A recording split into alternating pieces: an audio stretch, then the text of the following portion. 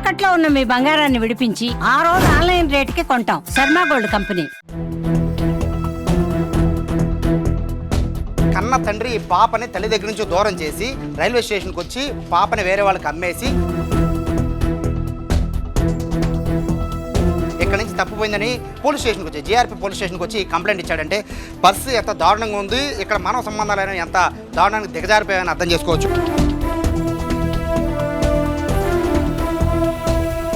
ప్రస్తుతం తల్లి ఒడిలో నిద్రపోతున్న ఈ పాప జీఆర్పీ పోలీసులు అలాగే ఆర్పీఎఫ్ పోలీసులు కనుక పట్టించుకోకపోతే రాబోయే 2-3 నెలల్లో రాజమండ్రి రోడ్ల మీద బెగ్గింగ్ తిప్పే పరిస్థితి ఉండేది. ఎందుకు చెప్తున్నాం అంటే నిన్న రాత్రి 11ంటికి కన్న తండ్రి పాపని తల్లి దగ్గర నుంచి దూరం చేసి రైల్వే స్టేషన్కి వచ్చి పాపని వేరే వాళ్ళకి అమ్మేసి ఇక్కడ నుంచి తప్పిపోయిందని పోలీస్ స్టేషన్కి వచ్చి జీఆర్పీ పోలీస్ స్టేషన్కి వచ్చి కంప్లైంట్ ఇచ్చాడంటే పరిస్థితి ఎంత దారుణంగా ఉంది, ఇక్కడ మానవ సంబంధాలైన ఎంత దారుణానికి దిగజారిపోయాయని అర్థం చేసుకోవచ్చు. అయితే తల్లికి కిడ్నాప్ అంటే అమ్మేసిన పరిస్థితి ఉంటే అతను వచ్చి నా పాపని కిడ్నాప్ చేశాడని తండ్రి కంప్లైంట్ ఇచ్చాడు. ఇది పోలీసులు చాలా సీరియస్గా తీసుకున్నారు. కేవలం 6 గంటల్లో పాపని వెతికి పట్టుకొని తల్లి చెంతకు చేర్చారు జీఆర్పీ పోలీసులు అలాగే ఆర్పీఎఫ్ పోలీసులు. నిజంగా సార్ ముందుగా మీకు అభినందనలు సార్. నిజంగా ఎందుకంటే పట్టించుకునే పరిస్థితి అంటే తప్పని కాదు, కానీ సరే ఎవరో వచ్చి కంప్లైంట్ ఇచ్చారులే చూద్దామని అని కాకుండా చాలా సీరియస్గా దృష్టి పెట్టి 6 గంటల్లో పాపని తల్లికి అప్పచెప్పారు.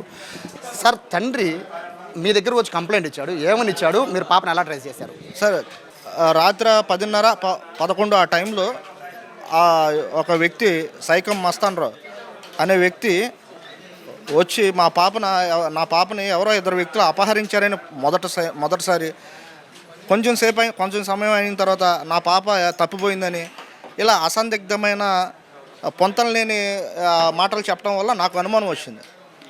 అసలు ఈ టైంలో తండ్రి 3 ఇయర్స్ గర్ల్ని తీసుకురావటం ఏంటి, తల్లి ఏమైందని అడిగితే యాక్చువల్గా మేము అనుకున్నదే తల్లిని ఏమైనా తండ్రి ఏమైనా చేసి మాకు కంప్లైంట్ చేయడానికి ఈ విధంగా వచ్చాడా అనే ఉద్దేశంతో ఒక యాంగిల్ తల్లిని ట్రేస్ చేయాలి ఫస్ట్, తర్వాత ఇతను చెప్పేది ఎంతవరకు కరెక్ట్ అనేది 2 విధాలుగా 2 టీమ్స్ కింద డివైడ్ అయ్యి 2 టీమ్స్ని ఆర్పిఎఫ్ మేము అన్నీ కూడా ఒక టీం కింద ఏర్పడి మేము ఒకవైపు ఒకవైపు ఈ తల్లిని ట్రేస్ చేసే క్రమంలో మేము సక్సెస్ అయ్యాం. అంటే కన్న తండ్రి రైల్వే స్టేషన్ తీసుకొచ్చి ఇక్కడ అమ్మేద్దాం అనేది మీరు చెప్తున్న వర్షన్. అయితే కన్న కూతుర్ని అమ్మేయడానికి ప్రధాన రీజన్ ఏంటి? అతను గతంలో కూడా ఇటువంటి నేచర్ ఉంది. సో అతను చాలా బ్యాడ్ హ్యాబిట్స్కి లోన్ అయ్యి అతను ఏ పరిస్థితిలో ఉన్నాడో ఏంటో తెలియని పరిస్థితిలో కూడా డ్రింక్ చేసి ఆ స్థాయిలోకి వెళ్ళిపోతున్నాడు.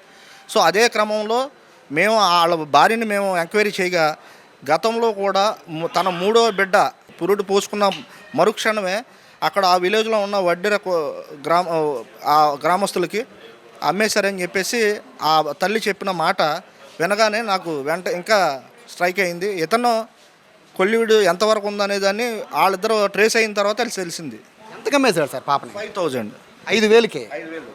ఆ 5,000 రూపాయల్లో కూడా నిన్న ఆ బట్టలు కొనుక్కోవటం, డ్రింక్ చేయటం అవన్నీ చేసిన తర్వాతే 11కి నా పాప కనిపించట్లేదు అని చెప్తే పోలీసు వారు ఏదో ఒక విధంగా చేస్తారు, ఆ నెపం నా మీదకి రాదు, నా భార్య కూడా నన్ను కోచింగ్ చేయదు అనే ఉద్దేశంతో ఒక ప్లాన్ క్రియేట్ చేసి మా దగ్గర రావడం జరిగింది.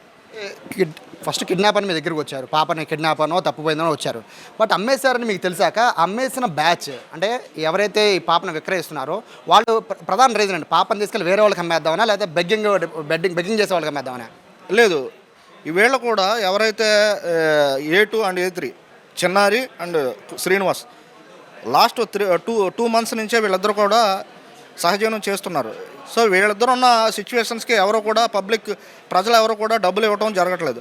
అదే చిన్నపిల్లలు వెళ్ళి అడుగుతుంటే డబ్బులు ఇస్తున్నారు అనేది గమనించి ఈ చిన్నపిల్ల అయితే మనకి డబ్బులు అడగటం కానీ బెక్ చేయడానికి బాగుంటుంది. అది కూడా ఇక్కడ విజయవాడ ఏరియాలో మనం పెట్టుకోవద్దు, రాజమండ్రి ఏరియాలో అయితే మన పాపను వదిలేసి వాళ్ళతో ఆ పాప ద్వారా మనం డబ్బులు సంపాదించుకోవచ్చు, బెగ్గింగ్ చేయించి డబ్బులు సంపాదించుకునే ఉద్దేశంతో ఇది చేశారనేది మాకు ఇన్వెస్టిగేషన్లో తేలింది.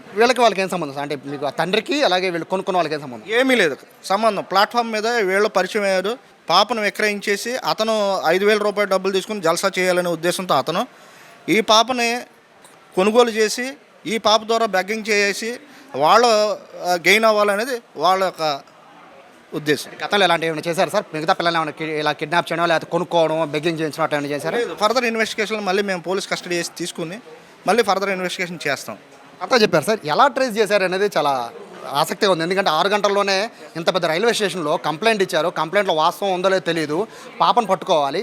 ఎలా అంత ఫాస్ట్గా ఎలా చేయగలిగారు? అది మాకున్న సోర్స్ సార్. మాకున్న సోర్స్ వల్ల సీసీ ఫుటేజ్ మాకు చాలా ఈ కేసులో చాలా ఉపయోగపడింది. ఈ సీసీ ఫుటేజ్లో ఎవరైతే పాపని కూర్చోబెట్టి తండ్రి వాళ్ళిద్దరూ ఎవరైతే కల్పిట్స్ ఉన్నారో వీళ్ళు ముగ్గురు పాపను కూర్చోబెట్టి వీళ్ళందరూ మాట్లాడుకోవటం అవన్నీ సీసీ ఫుటేజ్లో చూసాం. సీసీ ఫుటేజ్లో చూసిన తర్వాత ఎప్పుడైతే డబ్బులు వచ్చిన తర్వాత ఈ తండ్రి అక్కడి నుంచి లెఫ్ట్ అవ్వటం, బయటకు వేరే దగ్గరికి వెళ్ళటం, అదే టైంలో ఈ పాపను తీసుకుని వీళ్ళిద్దరూ కూడా ఎవరైతే జంట్ అండ్ లేడీ శ్రీనివాస్ అండ్ చిన్నారి వీళ్ళిద్దరూ కూడా నడుచుకుంటూ బస్ స్టాండ్కి వెళ్ళటం, ఇవన్నీ కూడా సీసీ కెమెరాలో మాకు ట్రాక్ చేసుకుంటూ వెళ్తే వెళ్ళి బస్ స్టాండ్లోకి వెళ్ళి ఆ బస్సు ఎక్కడం జరిగింది. ఆ బస్సు ఎక్కిన తర్వాత ఆల్రెడీ మాకు ట్రావెలింగ్ మూమెంట్లో ఉంది కాబట్టి మేము ఆ డ్రైవర్ని కాంటాక్ట్ చేయడం, ఆ డ్రైవర్ గారు మాకు చాలా హెల్ప్ చేసి అవసరమైతే నేను ఇక్కడ మొత్తం అన్నీ లాక్ చేసి నేను చూసుకుంటాను సార్ అని చెప్పేసి మేము మా పోలీసు వచ్చే వరకు చాలా మాకు హెల్ప్ చేశారు. నిజంగా ఆయనకి చాలా కృతజ్ఞతలు చెల్లించుకుంటున్నాం.